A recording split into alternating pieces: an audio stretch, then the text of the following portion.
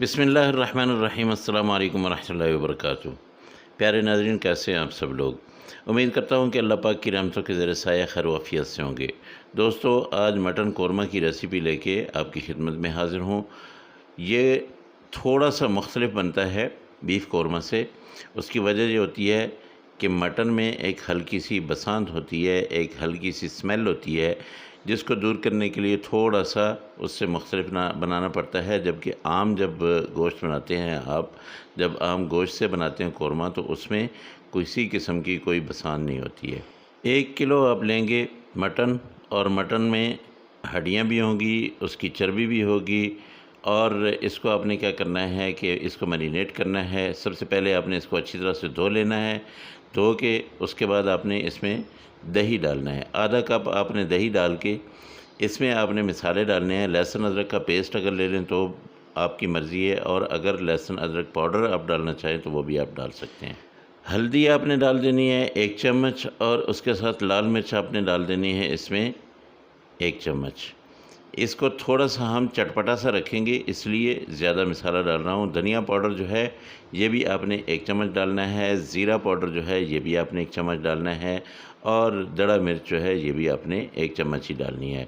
नमक हस्बे ज़ायक़ा डाल लीजिएगा, मैं आधा चम्मच डाल रहा हूँ। इसको अच्छी तरह से मिक्स करके रख देंगे हम, आधे घंटे के लिए छोड़ देना है। इधर आधा घंटा गुज़रा, अब आपने घी लेना है, आपने ऑयल नहीं लेना है। मज़ेदार कौरमा, देगी कौरमा, ये जो है घी में बनता है हमेशा, आप इसको याद रखें। 3 चम्मच हमने ले लिए जहाँ पे घी गरम करके, तब आपने इसमें गरम मसाला डालना है। गरम मसाला में तेज़पात डालने हैं, और उसके साथ साथ आपने छोटी इलायची, बड़ी इलायची और दालचीनी, और उसके साथ लौंग, काली मिर्च और ज़ीरा आप इसके साथ ही डालेंगे, लेकिन मैं ज़ीरा अलग से डाल रहा हूँ। 1 चम्मच आपने ज़ीरा की लेनी है, वो भी इसमें डाल देना है। अब इन मिसालों को आपने अच्छी तरह से कड़कड़ा लेना है।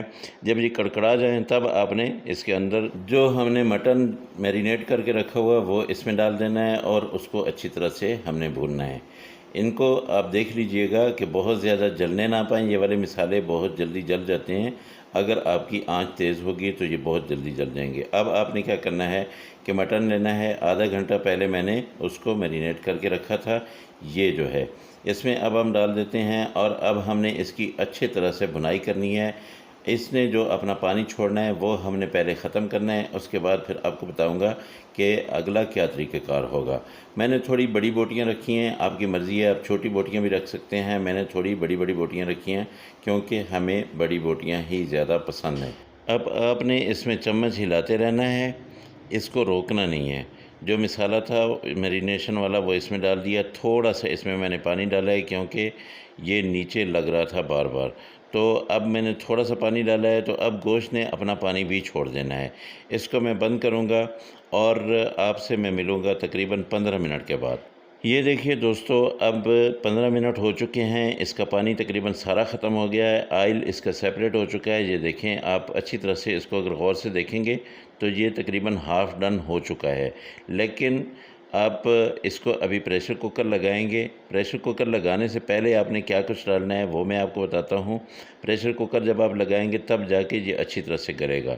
आपने प्याज जो है या तो ब्राउन करके उनको कूट के रख लेना है, या फिर आप बाज़ार से प्याज लें, ऐसे आपको मिल जाएगा। सूखा हुआ प्याज जो है ये आपने लेके इसको अच्छी तरह से कूट लेना है, और फिर आपने ये प्याज इसमें डालना है। अब इसको मिक्स करूँगा। प्याज को आपने थोड़ा पका लेना है। जब आप प्याज पकाएंगे तो आप देखेंगे कि आपकी बेहतरीन किस्म की ग्रेवी जो है वो तैयार होना शुरू हो गई है। इसमें आपने 6 से 7 काजू जो है वो लेने हैं, पानी में भिगो के रखने हैं तकरीबन आधा घंटा। उसके बाद आपने उसका पेस्ट बना लेना है, वो भी इसमें डालना है। अब दानेदार जो बनाएगा इसको, वो काजू होगा, वो ये वाला प्याज होगा, और इसके साथ दही होगी। दानेदार कौरमा जो आप शादियों में खाते हैं, जो आप रेस्टोरेंट में खाते हैं, वो यही तरीक़ाकार होता है, ऐसे ही तरीके से वो बनाते हैं। बस आपने थोड़ा-सा ये तरीका इस्तेमाल करना है। एक बार मेरे कहने पे आपने ज़रूर बनाना है, फिर आपने मुझको बताना है कि आपका जो कौरमा है वो कैसा बना। 7 दाने मैंने काजू के लिए उनको भिगो के रखा, और उसके जिस पानी में मैंने भिगो के रखा था उसी पानी में उसको मैंने ग्राइंड कर लिया। ये देखिए बेहतरीन सा पेस्ट आप कह लें या इसका पानी कह लें, ये इसमें मैंने मिक्स कर दिया है। अब एक बार फिर इसने ऑयल छोड़ दिया। अब मैं यहाँ पे इसमें पानी डालता हूँ, 1 गिलास में पानी डालूँगा। आपकी मर्ज़ी है, आप जितनी ग्रेवी रखना चाहते हैं यहाँ पे आप इसको अच्छी तरह से मिक्स कर लेंगे पानी को। उसके बाद आपने 10 मिनट प्रेशर कुकर लगाना है और आपका गोश्त जो है बिल्कुल रेडी हो जाएगा। आपका जो ये मटन कोरमा बिल्कुल रेडी हो जाएगा। ये देखिए, इसको अब मैं बंद कर देता हूँ और जब सीटी चलेगी आपने टाइम देखना है, 10 मिनट आपने इसको लगाने हैं।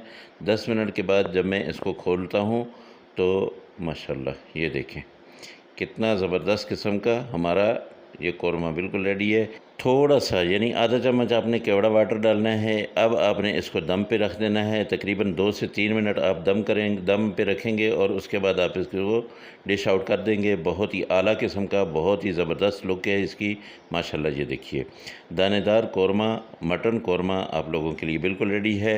अल्लाह पाक की रहमतें, अल्लाह की बरकतें आप सब लोगों के घरों में बारिश की तरह बरसते रहें। मेरे वो दोस्त जो परेशान हाल हैं, अल्लाह पाक उनकी परेशानियों को दूर करे। जो बीमार हैं अल्लाह पाक उनको शिफाए कामिला आजिला अता फरमाए। जो बेरोज़गार हैं अल्लाह पाक उनको अच्छा और बेहतर रोज़गार दे। दोस्तों, अगर आप लोगों को मेरी ये रेसिपी पसंद आ गई हो तो मेहरबानी करके मेरे चैनल को ज़रूर सब्सक्राइब कीजिएगा और साथ में लगे बेल आइकन को ज़रूर दबा दीजिएगा ताकि मेरी हर आने वाली वीडियो जो है वह सबसे पहले आप तक पहुँचे। इंशाअल्लाह आप दोस्तों से अगली रेसिपी में फिर मुलाकात होगी। मुझे इजाज़त दें। अल्लाह हाफ़िज़। अस्सलामु अलैकुम वरहमतुल्लाहि वबरकातुहू।